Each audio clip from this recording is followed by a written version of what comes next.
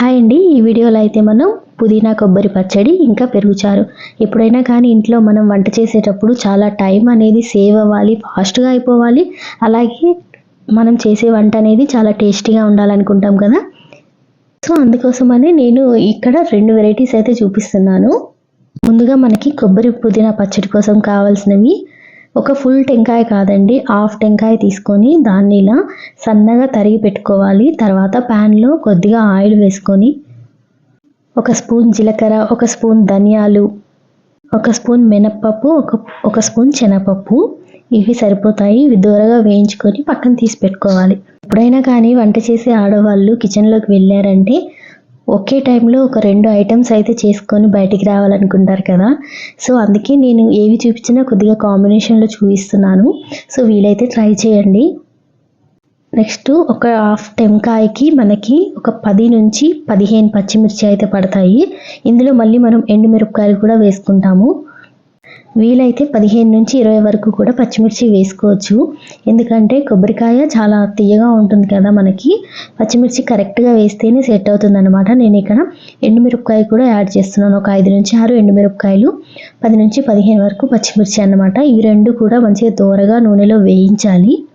మన వీడియోస్లో ఓన్లీ వంటే కాదండి, మనం తినే ప్రతి దాంట్లో ఉండే విటమిన్స్, వాటి వల్ల మనకి మన హెల్త్కి కలిగే లాభాలు కూడా తెలుసుకుంటాం కదా. అందులో భాగంగా ఇది కొబ్బరి పుదీనా పచ్చడి అనేది మనకి నార్మల్గా మా ఇంట్లో టెంకాయలు అప్పుడు పూజకి కానీ దానికని కొట్టినప్పుడు చాలా వరకు వేస్ట్ చేస్తూ ఉంటాము. అలా కాకుండా కొబ్బరి అనేది హెల్త్కి చాలా మంచిది. అలాగే ఈ వింటర్ సీజన్లో పుదీనా కూడా చాలా మంచిది, అందరికీ తెలిసిందే.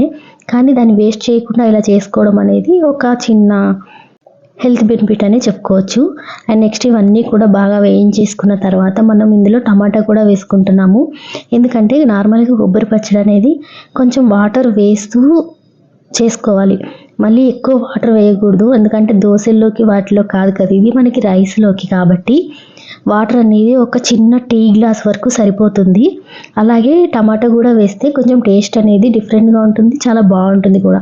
దానికోసం అయితే మనకి ఇక్కడ కొద్దిగా ఆయిల్ వేసుకొని ఒక 4 నుంచి 5 టమాటా, చిన్న సైజు టమాటాలు అయితే ఒక 4 నుంచి 5 వరకు తీసుకోవచ్చు. మామూలుగా పెద్దవి అయితే ఒక 3 అయితే సరిపోతాయి అన్నమాట.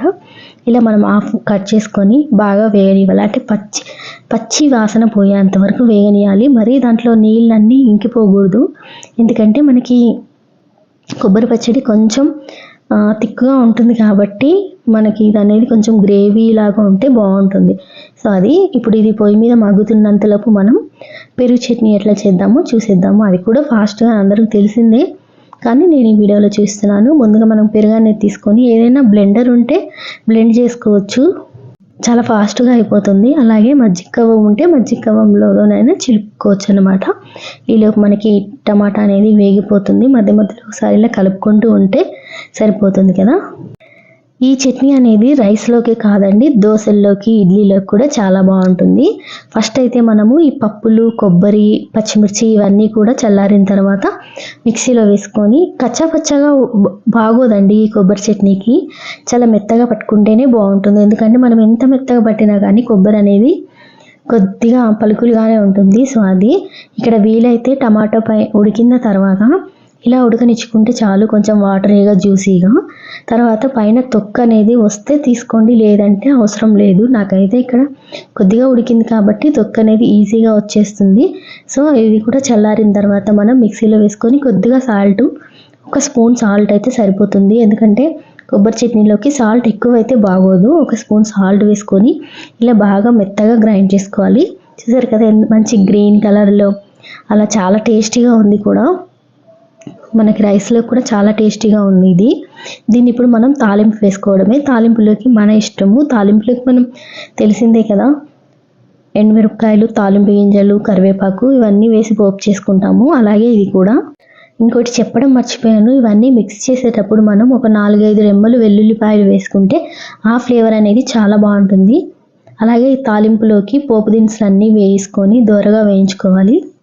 ఇంకో విషయం ఏంటంటే కొబ్బరి తింటే ఎక్కువగా తెలియని వాళ్ళు కొబ్బరి తింటే దగ్గు వస్తుంది అనుకుంటారు, కానీ కొబ్బరి వల్ల దగ్గు రాదండి, అది భ్రమ మాత్రమే. సో అది ఎండి కొబ్బరి తింటే ఏంటంటే కొద్దిగా గొంతు డ్రై అవుతుంది, అంతేకాని మనకి కొబ్బరి తినడం వల్ల దగ్గు రాదు. ఇది ఒక చిన్న టిప్ అనమాట. మన వీడియో చూస్తున్న వాళ్ళకి కంపల్సరీ టిప్స్ అనేది షేర్ చేస్తాను. మన వీడియోస్ నచ్చినట్లయితే కంపల్సరీ సబ్స్క్రైబ్ చేసుకొని లైక్ చేయండి. వీడియోస్ ఎలా ఉన్నాయనేది కూడా చెప్పండి. ఇప్పుడు మనకి ఈ పచ్చడిలోకి తాలింపు అయితే అయిపోయింది. తాలింపు దాంట్లో వేసేద్దాము. వేసిన తర్వాత మనం ఎప్పుడైనా కానివ్వండి, ఆర్టిఫిషియల్గా కాకుండా మనం ఇంట్లో వంట చేసేటప్పుడు ఏంటి, ఎక్కువ టైం అవ్వకూడదు, తక్కువ ఇవి వంట చేసే పాత్రలు కానీ తక్కువలోనే అయిపోవాలన్నట్టే చేస్తాం కదా ఇంట్లో. అదే విధంగా చూపిస్తున్నానండి నేను ఇక్కడ. ఏది కూడా సపరేట్గా అన్నీ సపరేట్గా అని చెప్పేసి చేయట్లేదు. మనం తాలింపు వేసిన దాంట్లోనే ఎలాగూ మనకి పెరుగు చట్నీకి కావాల్సింది కూడా పోపే కదా, ఒక బాండీలోనే మనం ఇంట్లో మామూలుగా రెగ్యులర్గా చేసుకుంటే అలాగే వేస్తాం కదా, సో అలాగే వేసుకుంటున్నాను అన్నమాట. ఇక్కడ పెరుగు చట్నీకి కావాల్సింది పోపు, ముందుగా తాలింపు గింజలు, 2 ఎండుమిరపకాయలు, కొద్దిగా చిన్నుల్లిపాయ, 2 పచ్చిమిర్చి, ఇంతే. దీంట్లో కొద్దిగా వేగిన తర్వాత ఒక చిటికెడు పసుపు వేసుకుంటే సరిపోతుంది. ఇవి వేగిన తర్వాత ఇంతే అండి. చాలా ఈజీగా మనకి 2 వంటలు అయితే అయిపోతాయి ఒకే టైంలో. చాలామంది మార్నింగ్ వెళ్ళే వాళ్ళు ఉంటారు, డ్యూటీకి వెళ్ళే వాళ్ళు ఉంటారు, ఇంటికి ఈవినింగ్ వచ్చే వాళ్ళు ఉంటారు. వాళ్ళ వరకు చాలా ఫాస్ట్గా అయిపోయే వంటలు అయితే చూస్ చేసుకుంటారు కదా, అలాంటి వాళ్ళ కోసం అయితే ఇలాంటి చిన్న చిన్న మంచిగా హెల్తీగా ఉండేవి అయితే చాలా సెట్ అవుతాయి అన్నమాట. సో ట్రై చేయండి. ట్రై చేస్తానని అనుకుంటున్నారు, ఎందుకంటే బయట ఫుడ్ అనేది చాలా వరకు మనం అవాయిడ్ చేస్తేనే మంచిది ఇప్పుడున్న పొల్యూషన్కి అయితే. ఇలా అప్పుడప్పుడు సింపుల్గా అయిపోయేటివి కూడా ఉంటాయన్నమాట వంటల్లో. సో అది ఇప్పుడైతే మన వంట కంప్లీట్ అయిపోయింది. చాలా టేస్టీగా హెల్తీగా ఇంట్లోనే ప్రిపేర్ చేసుకొని చాలా తక్కువ టైంలో ఈజీగా తినేయచ్చు అనమాట. ఎలా ఉంది మన పుదీనా కొబ్బరి పచ్చడి ఇంకా పెరుగుచారు. పెరుగుచారు అనేది ఆంధ్ర సైడ్ బాగా చేస్తారు, చాలా బాగా తింటారు కూడా. ఈ మజ్జిగ చారు అని కూడా అంటారు. ఇది సమ్మర్లో అయితే చాలా బాడీలో వేడి తగ్గిస్తుంది. Thank you for watching.